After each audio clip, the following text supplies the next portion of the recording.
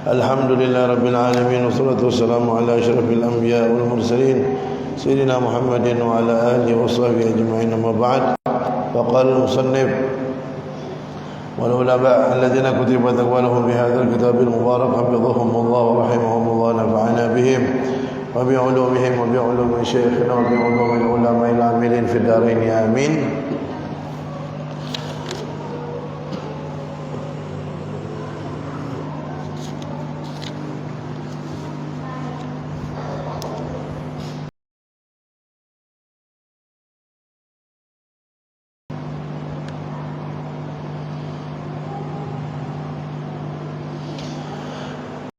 A'dzarul jamaah.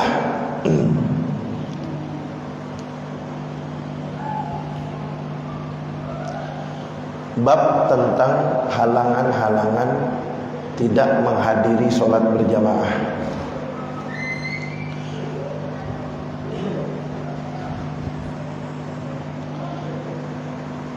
A'dzarul jumu'ah wal jamaah. Halangan-halangan tentang sholat Jumat dan sholat berjamaah. Artinya, idza takhallafa an huduril jumu'ah awil jamaah bisababi udhrin min hadhihi al-a'dzar fala isma alaih fil jumu'ah wala karahiyah fil jamaah. Artinya, kalau halangan-halangan ini ada, maka dia tidak dosa meninggalkan sholat Jumat dan tidak makruh meninggalkan sholat berjamaah, walahu ajrul hadir, dan dia mendapatkan pahala seperti orang yang menghadiri sholat Jumat dan sholat berjamaah itu. Jadi artinya sholat Jumat kan wajib, sholat berjamaah kan sunnah muakkadah, ada yang bilang fardu kifayah. Sholat Jumat kan kalau ditinggalkan dosa, sholat berjamaah kalau ditinggalkan makruh.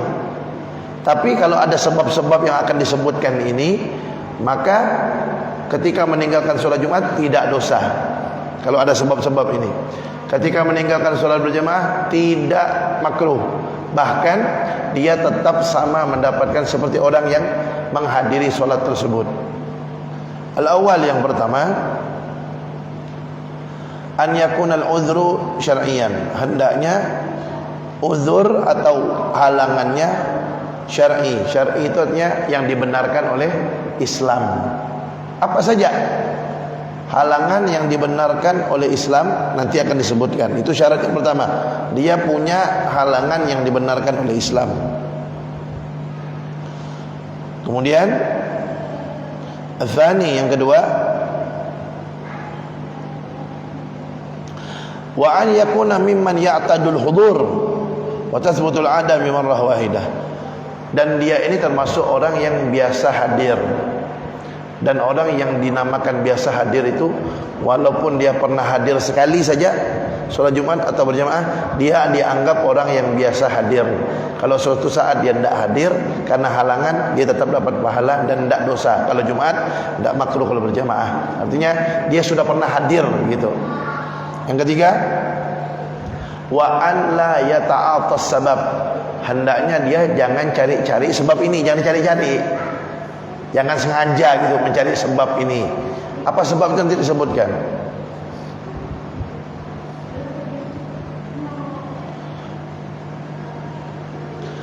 Yang keempat, wa an la yata'atta lahu iqamatu jamaah fi baitihi. Tidak memungkinkan untuknya mendirikan sholat berjamaah di rumahnya. Dia udah tidak sholat berjamaah di masjid, di rumah pun tidak juga. Nah, maka orang tersebut kalau ada sebab ini juga tidak makruh dia kalau dia meninggalkan berjamaah.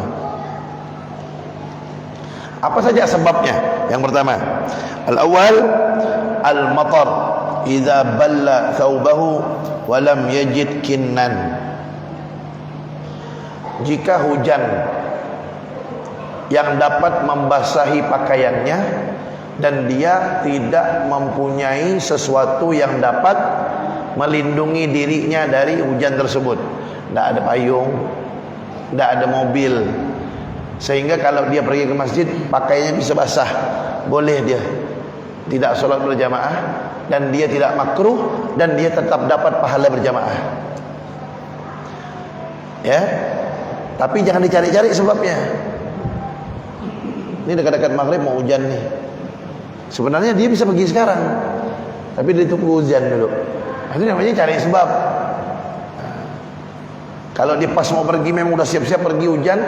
Kalau dia pergi basah, tidak ada mobil, tidak ada payung, nah, itu dia tetap dapat pahala berjamaah, tidak makruh.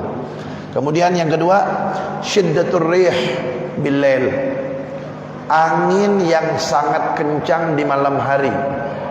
Dia mau pergi sholat maghrib atau isya misalnya, atau sholat subuh, sebelum subuh dia mau pergi, angin kuat sehingga dia tidak bisa pergi. Nah, itu juga tidak membuat dia makruh meninggalkan berjamaah, tapi dia tetap dapat pahala.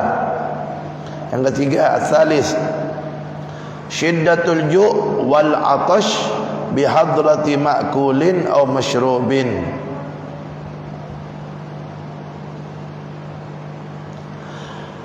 Sangat lapar atau sangat haus, yang mana di depannya sudah ada makanan atau minuman. Jadi kalau ada seseorang dia sangat lapar sekali, bukan lapar biasa, sangat lapar, makanan sudah siap, bagaimana? Karena dia sangat lapar dan makanan sudah siap, makan aja, tidak apa-apa dia meninggalkan sholat berjamaah. Kenapa? Sangat lapar. Tapi kalau masih bisa ditahan, sholat, ya.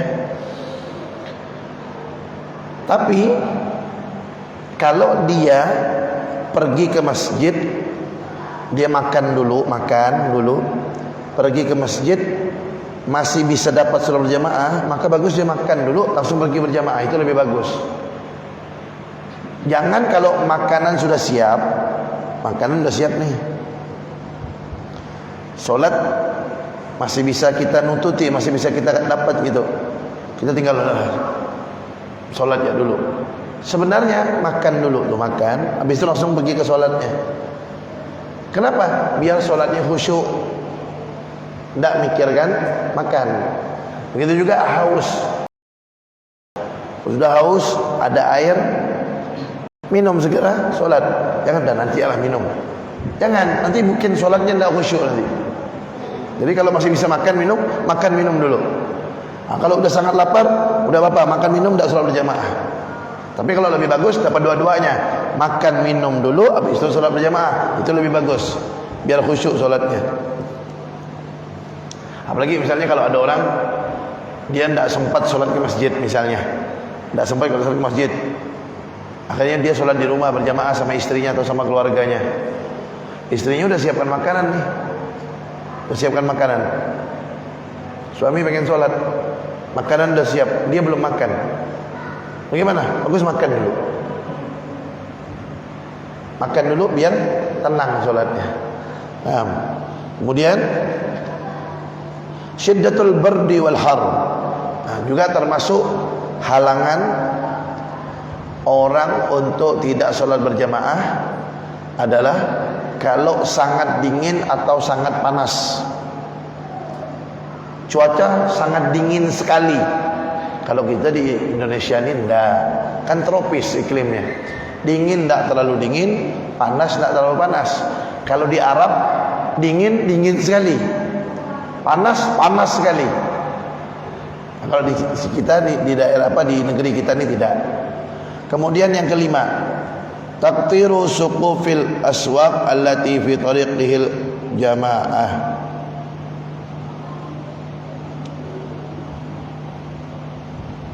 Allati fi tariqihi ila jamaah. Di pasar-pasar tuh jalannya ada genteng-genteng, atap-atap yang jatuh roboh, yang mana itu jalan untuk kita pergi ke menuju sholat berjamaah. Maka kalau di jalan itu ada gangguan ada gangguan, itu boleh, yang dapat membahayakan itu boleh tidak pergi sholat berjamaah. As-sadis yang ke-6, zalzalah, gempa. Yang ke-10, kathratus salaj wal barad, banyak turun salju atau banyak embun di pagi hari itu. embun yang buat sampai enggak kelihatan. Mau pergi solat subuh kan biasa kan kalau embun tu yang tak sampai mengganggu kita, atau salju di Eropah misalnya. Kalau kita tak ada salju apa di Eropah, salju. Nah itu kalau sekiranya mengganggu boleh tidak pergi solat berjamaah. Kemudian tatwilul imam ziyadatan alal masyru'. Nah ini juga termasuk halangan solat berjamaah kalau imamnya bacanya terlalu panjang, melebihi yang dianjurkan. Terlalu panjang bacanya, boleh kita tidak solat berjamaah. Tapi kalau ada masjid lain, pergi ke masjid lain, pergi ke tempat lain solatnya. Tapi kalau tidak ada di kampungnya cuma satu masjid, imamnya terlalu panjang solatnya, udah berjamaah di rumah aja sama keluarga gitu. Kemudian yang selanjutnya,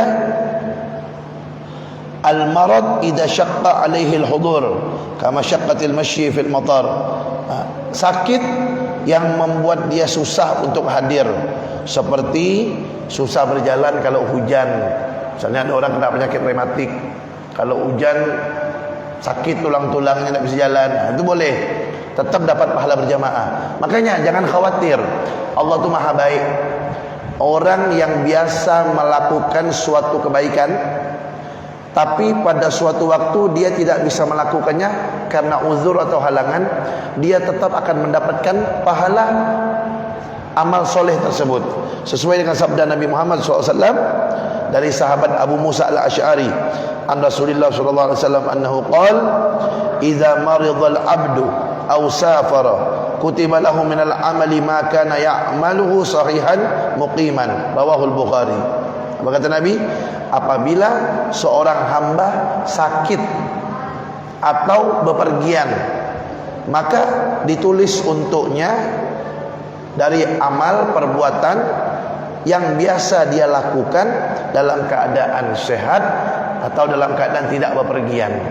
Hadis riwayat Al-Imam Al-Bukhari. Maksudnya, kalau ada orang sakit atau bepergian sehingga dia tidak bisa melakukan amal soleh yang biasanya dia lakukan, maka dia tetap mendapatkan pahala amal tersebut.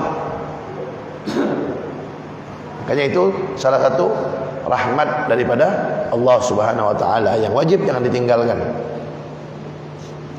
Kemudian uzur selanjutnya,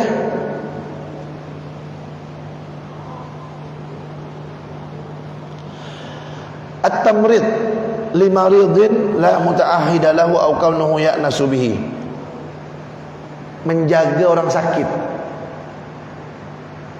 Menjaga orang sakit. Makanya kalau jaga orang sakit di rumah sakit, sakit parah, jangan gara-gara solat berjamaah orang sakit ini tinggalkan karena dia tak mau meninggalkan solat berjamaah. Salah tuh.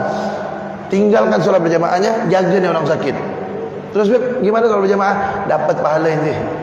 Tetap dapat pahala. Kenapa?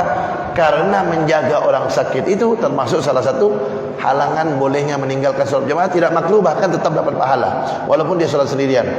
Kemudian isyraful qarib 'alal maut wa illam ya'nas bihi, misluhu az-zawjah was-sihr wal mamluk was-sadiq wal ustad wal mu'tik wal atik.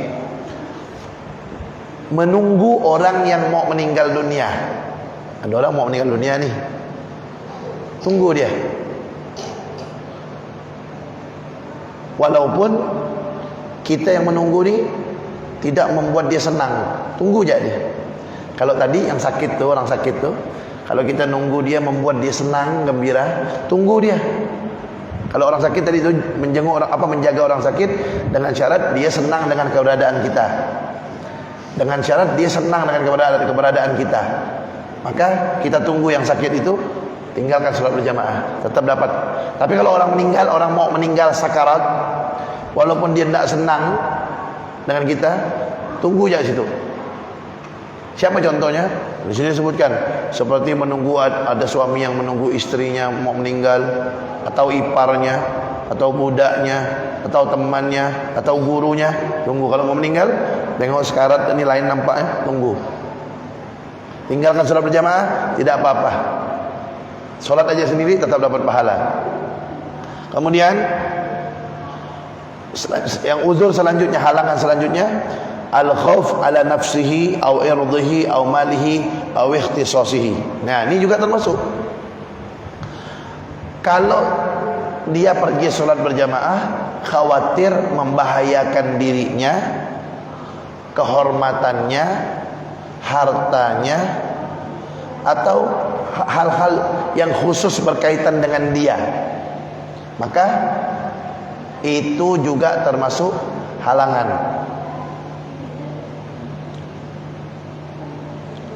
Jadi kalau ada orang mau pergi sholat berjamaah, dia takut di jalan dibegal orang misalnya, atau dia takut dirusak kehormatannya seperti perempuan. Yang perempuan memang afdolnya sholat di rumah. Kalau mau sholat berjamaah, apalagi kalau di jalan takut diganggu orang kehormatannya, atau kalau laki-laki perempuan takut dirampas hartanya, maka udah tidak usah. Jangan kita tidak pakai ilmu. Tidak, beb, saya tetap sholat berjamaah. Walaupun saya mati, saya tetap sholat berjamaah. Siapa yang ngajarkan macam itu? Tidak. Itu disebutkan, kalau ada orang khawatir dia kalau pergi ke masjid, pergi sholat berjamaah, dapat membahayakan dirinya di jalan, seperti ada begal, ada perampok, ada orang yang musuh dia, yang ingin mengganggu dia, atau ada binatang buas, atau bukan hanya membahayakan dirinya, membahayakan kehormatannya, atau membahayakan harta, merampok hartanya, boleh dia tak sholat berjamaah. Dia sholat di rumah, dia tetap dapat pahala berjamaah. Kenapa? Itu termasuk halangan. Tapi ingat tuh, catat baik-baik tadi itu, jangan cari-cari halangan itu. Kalau memang ada, memang itu halangan. Jadi lihat-lihat, kalau sekiranya keadaan lagi darurat, misalnya lagi darurat, penjahat-penjahat banyak di luar, atau ada binatang buas lepas, jangan pergi ke masjid, sholat aja di rumah, tetap dapat pahala berjamaah. Kemudian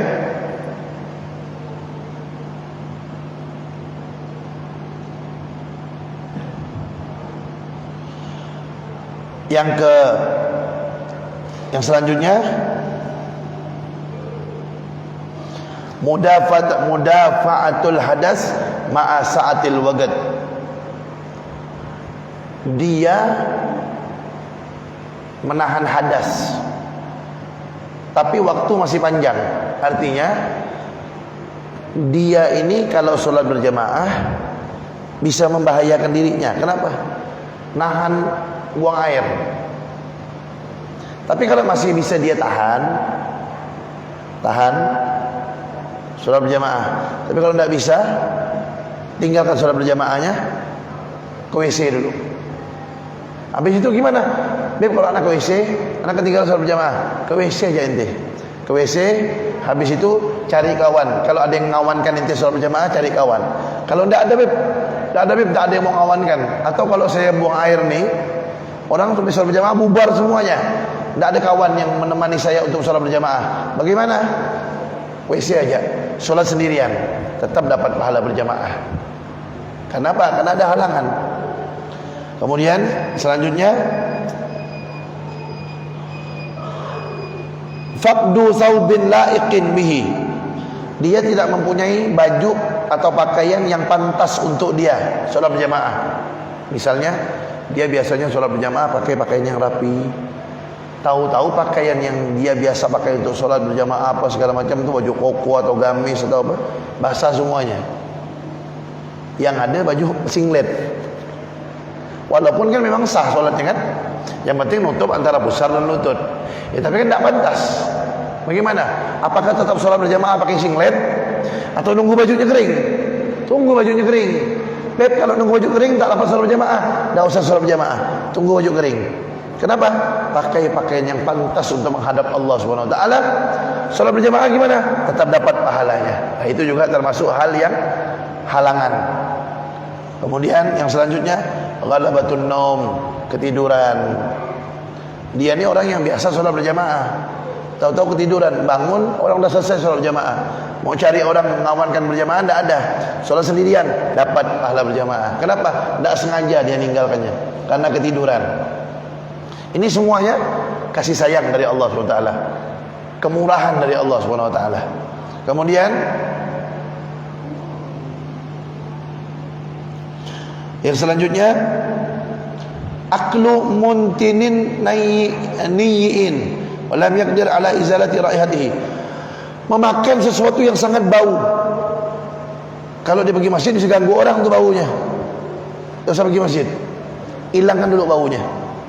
Tapi kalau anak hilangkan baunya nih, anak ketinggalan sholat berjamaah, tak usah sholat berjamaah nanti, hilangkan saja baunya, hilangkan baunya, sholat sendirian, dapat pahala berjamaah tetap. Tuh, coba lihat Islam ajarkan. Ganggu orang dengan bau mulut saja, jangan, tidak usah sholat berjamaah. Apalagi ganggu orang dengan hal yang lain, apalagi ganggu orang dengan ucapan, apalagi ganggu orang dengan perbuatan, dengan gerakan, dengan pukulan. Ganggu orang dengan bau mulut saja, lebih bagus tinggalkan sholat berjamaah. Ya, tidak boleh ganggu orang walaupun dengan bau mulut. Tak usah sholat berjamaah, sholat sendirian aja. Kemudian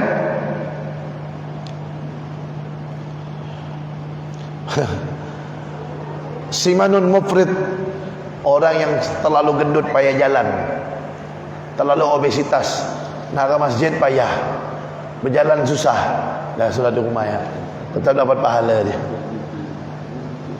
Kemudian juga ni termasuk juga al-ishtighal bitajhizil mayyit, orang yang sibuk ngurus mayat, sibuk mandikan mayat, lagi mandikan mayat azan, ditinggal ke mayatnya, tak usah mandikan, tetap lanjutkan, selesai sholat. Biasa kan kalau mandikan mayat kan ramai itu. Udah selesai mandi, ajak kawan-kawannya sholat berjamaah, walaupun dia tidak berjamaah di masjid, sholat sendiri. Atau misalnya dia sendiri mandikan mayat sendiri, misalnya petugas rumah sakit mandikan mayat sendiri, azan, jangan ditinggal nih mayatnya. Mandikan, sholat berjamaah gimana? Biarkan, selesai mandikan, rapi, bungkus kain kafan apa segala macam, dah genah, sholat. Beb, dah dapat berjamaah. Ente sholat sendiri dapat pahala berjamaah. Kenapa? Itu termasuk halangan. Memandi apa? Menyiapkan mayat, mandikan, kafankan apa. Kemudian kalau bisa sholatkan. Kalau dia masih ada waktu untuk sholat dulu. Ya. Kalau masih bisa nunggu orang untuk sholatkan mayat itu, nunggu orang, kuburkan sama-sama. Kemudian, nih, wujudu man yu'zihi fit tariq. Ada orang yang mengganggu dia di jalan. Ada orang yang mengganggu dia di jalan, yang dia terganggu, boleh tidak sholat berjamaah di masjid, tetap dapat pahala. Tapi lihat dulu lah gangguannya. Kalau gangguannya cuma ngolok-ngolok je, atau cuma meludah muka kita, Nabi Muhammad aja diludah tiap hari tetap ke masjid, kan? Nabi Muhammad diludah tiap hari tetap pergi masjid. Malah dikasih senyuman tu yang meludahnya. Ketika sakit dikasih bawa makanan, masuk Islam akhirnya. Kan gitu kan Nabi Muhammad. Ini maksudnya yang ganggu ni, ganggunya parah sampai melukai apa, membuat sakit parah, itu boleh tidak sholat berjamaah. Kemudian nih, layaliz zafaf fil maghrib wal isya, malam pengantin baru, maghrib isya boleh tak sholat berjamaah, malam pengantin baru, termasuk halangan.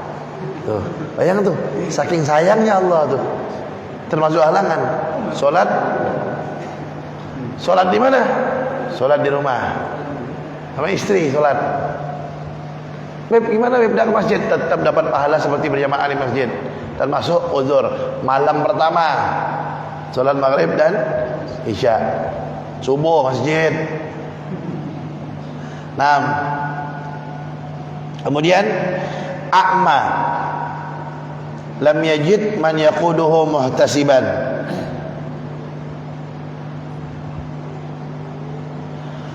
orang buta yang tidak ada orang yang membimbing atau menuntunnya untuk ke masjid. Tapi kalau orang buta, ada yang masih bisa menuntun dia ke masjid, harus pergi dia. Walaupun buta, harus pergi. Tapi kalau tidak ada yang menuntunnya, boleh. Termasuk halangan tu.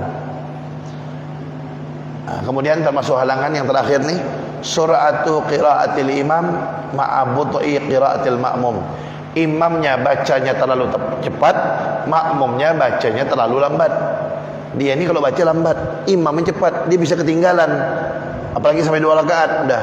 Tak usah solat berjamaah, solat di rumah aja.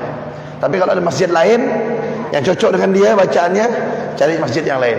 Tapi kalau tidak ada, daripada dia solatnya tidak gena nanti di masjid itu ketinggalan 2 rukun kan bisa batal. Maka kecuali kalau memang dia imamnya terlalu cepat dan dianya sengaja terlalu lambat. Ya, dianya bukan, imamnya terlalu cepat, bacaan dia sedang, tidak terlalu lambat. Kalau ada orang solat, imam bacanya terlalu cepat, yang dia sedang makmumnya, ketinggalan 2 rukun. Ketinggalan 2 rukun, batal tak solatnya makmum? Tidak batal. Kenapa? Imamnya salah, terlalu cepat, makmumnya sedang. Tapi kalau makmumnya terlalu lambat, imamnya terlalu cepat, ketinggalan 2 rukun, batal makmumnya. Kenapa batal? Terlalu lambat bacaan makmumnya. Tapi kalau dia bacaannya sedang, imamnya terlalu cepat, ketinggalan 2 rukun, tidak batal. Contoh, imam ruku, makmum belum ruku. Imam i'tidal, makmum belum i'tidal. Imam mau sujud, makmum belum ruku lagi, batal tak salatnya? Lihat dulu. Kalau imamnya terlalu cepat, makmumnya sedang-sedang, tidak batal, salah imam. Tapi kalau imamnya tidak cepat, makmumnya yang berkhayal-khayal, batal solatnya. Kenapa? Salah makmum. Jadi tidak batal kalau salah imam. Kalau salah makmum, batal. Apalagi kalau makmumnya bacanya lambat, batal solatnya. Makanya daripada solat dia batal karena dibacaan lama, imam terlalu cepat, bagus solat di rumah aja. Kalau ada masjid lain yang cocok dengan dia. Kalau tidak ada, solat di rumah saja. Nah, itu termasuk uzur, halangan-halangan yang membuat orang tetap dapat pahala berjamaah dan tidak makruh walaupun dia tidak solat berjamaah. Nah, ahakun nas bil imamah, bab tentang manusia atau orang yang paling berhak untuk menjadi imam. Kita akan bahas, dan juga termasuk sunanul jamaah, sunnah-sunnahnya solat berjamaah, makruhatul jamaah, makruh-makruh solat berjamaah. InsyaAllah kita akan bahas pada malam Rabu yang akan datang. Mudah-mudahan panjang umur, sehat walafiat, selamat berkah dunia sampai akhirat. Kita dengarkan azan dulu. Wallahu a'lam bishawab.